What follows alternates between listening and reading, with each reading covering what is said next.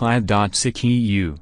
Lord Lamont trashes Tony Blair's attempt to sabotage Brexit in fiery rant.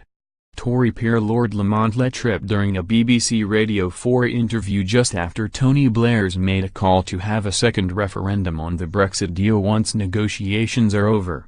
The Brexiteer criticised Blair's comments, calling the interview a mere attempt to sabotage the result of the referendum.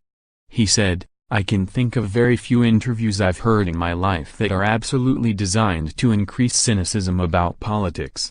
This was simply an attempt to sabotage the result of the referendum. It was straight out of the EU school of referendums, only vote if you already know what the result is going to be. If it's a no, you vote again, if it's a yes you carry on." This was pure cynicism by him. An attempt to blatantly frustrate the result of the referendum.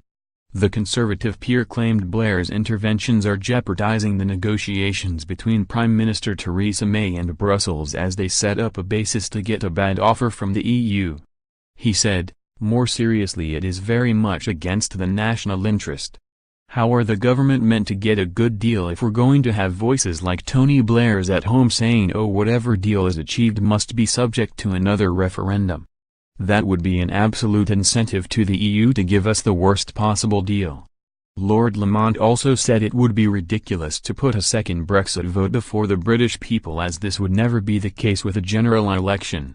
He said, "When people vote in a general election, they vote on various broad themes and they vote on various broad issues. You can always say, oh, we didn't know all the details. No doubt once the government have negotiated a deal there will be a cry for, oh, we didn't know all the detail, and when would this referendum be held? Are we going to extend the timetable?